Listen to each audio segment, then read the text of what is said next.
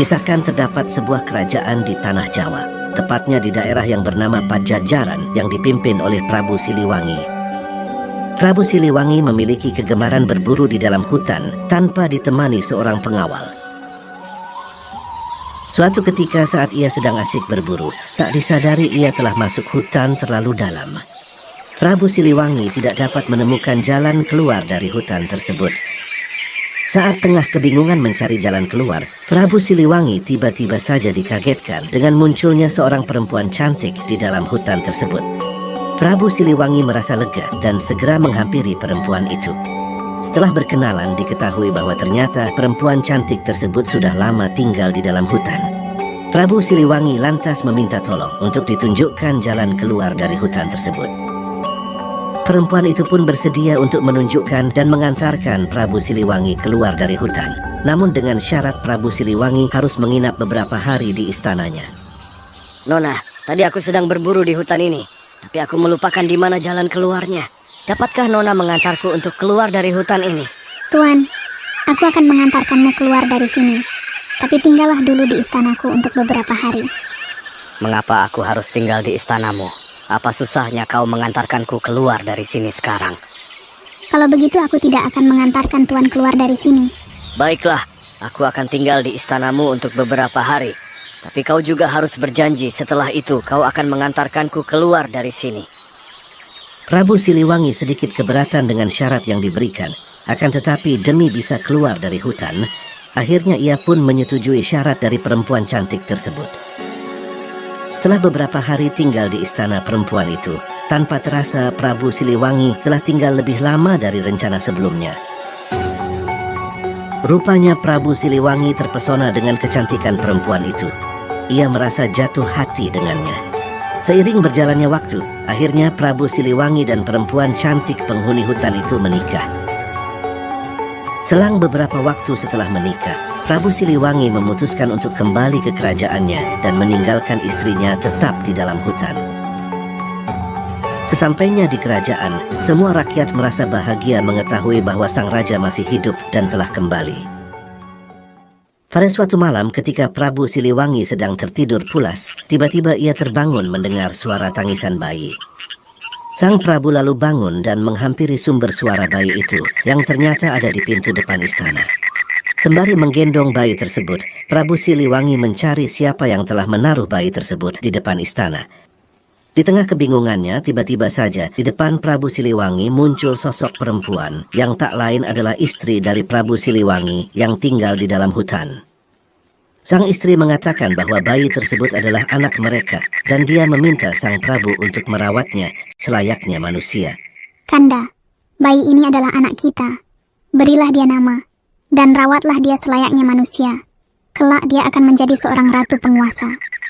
Belum sempat bertanya kepada istrinya, dalam sekejap sang istri kembali menghilang. Prabu Siliwangi kemudian membawa putrinya masuk dan memberikan nama bayi tersebut dengan nama Putri Kadita. Putri Kadita tumbuh sebagai gadis yang cantik. Kecantikan Putri Kadita terkadang mengingatkan Prabu Siliwangi kepada istrinya. Sesekali sang Prabu berusaha mencari istrinya ke dalam hutan, namun tak pernah membuahkan hasil. Selain memiliki paras yang amat cantik, Putri Kadita juga bijaksana dan baik hati.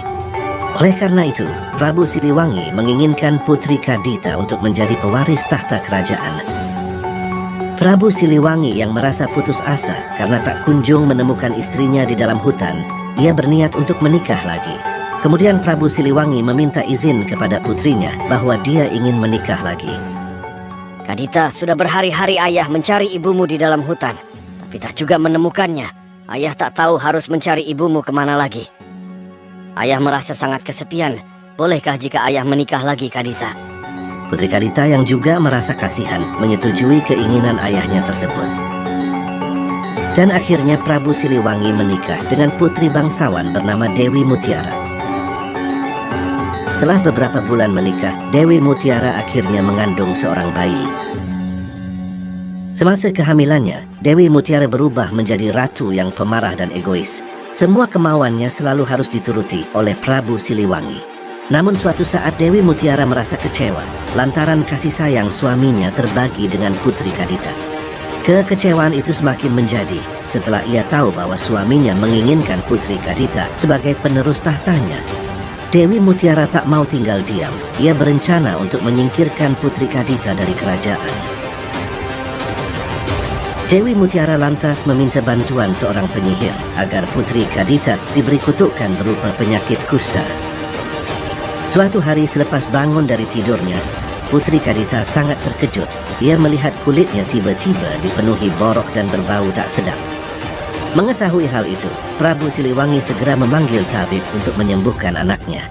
Hari demi hari dan silir berganti tabib yang berdatangan. Tak ada satupun dari mereka yang dapat menyembuhkan penyakit putri raja tersebut.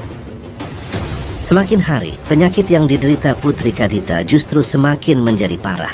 Prabu Siliwangi sangat terpukul dan terus larut dalam kesedihan lantaran penyakit Putri Kadita tak kunjung membaik.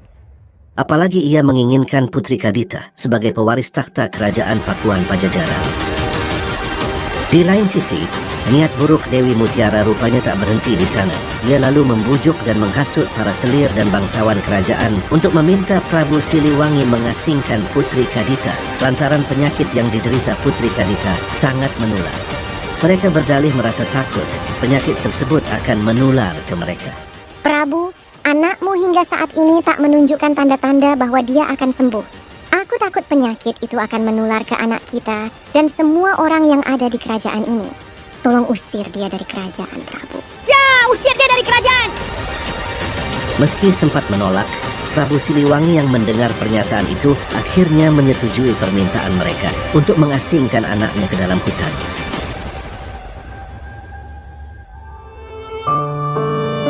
Putri Kadita yang mengetahui niat buruk Dewi Mutiara dan atas keputusan yang diambil Prabu Siliwangi yang juga merupakan ayahnya, dengan besar hati ia pergi meninggalkan kerajaan dan masuk ke dalam hutan.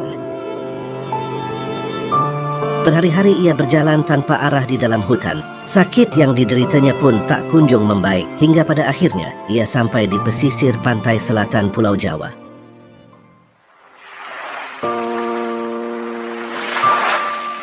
Karena rasa lelah yang ia rasakan, Putri Kadita memutuskan untuk beristirahat dan memejamkan matanya di salah satu batu karang. Di dalam tidurnya ia bermimpi bertemu dengan ibu kandungnya dan sang ibu mengatakan bahwa Kadita harus menceburkan dirinya ke dalam Laut Selatan agar bisa terlepas dari kutukan yang ia derita. Kadita anakku, kamu telah dikutuk oleh seorang penyihir atas suruhan ibu tirimu. Masuklah ke dalam laut itu. Percayalah, kamu akan sembuh dari penyakitmu dan akan menjadi ratu penguasa yang tak terkalahkan. Putri Kadita yang sadar bahwa itu bukan sekedar mimpi dan yakin bahwa itu adalah bisikan dari ibunya, ia segera bangun dan menceburkan dirinya ke dalam laut. Saat tubuhnya menyentuh air Laut Selatan, borok yang terdapat di tubuh Putri Kadita perlahan menghilang dan akhirnya Putri Kadita terlepas dari kutukan itu. Akan tetapi dikarenakan sakit hati yang ia rasakan lantaran perlakuan ibu tirinya, Putri Kadita memilih untuk tidak kembali ke kerajaan Pakuan Pajajaran. Ia memilih untuk menetap di pesisir pantai selatan itu dan tinggal bersama penduduk sekitar.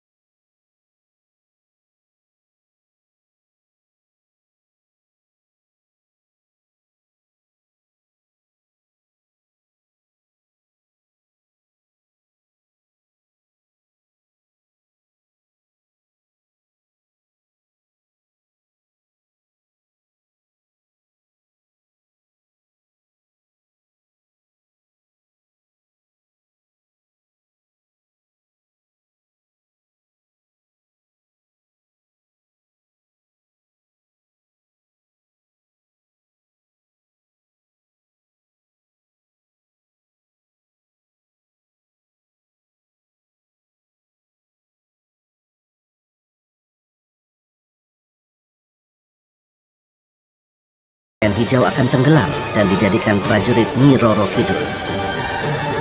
Di balik mitos tersebut, terdapat hikmah yang dapat dijelaskan secara logis. Air pantai Laut Selatan secara umum berwarna hijau kebiruan. Jika ada orang yang memakai pakaian berwarna hijau dan secara kebetulan orang tersebut terseret ombak dan tenggelam, maka pakaian hijaunya akan sangat menyulitkan tim penyelamat untuk menemukannya karena warnanya samar dengan warna air Laut Selatan. Maka dari itu, masyarakat setempat percaya bahwa menggunakan pakaian berwarna hijau dilarang saat mengunjungi pantai Laut Selatan. Mereka juga percaya bahwa di dalam Laut Selatan terdapat kerajaan gaib yang dikuasai oleh Ratu Pantai Selatan.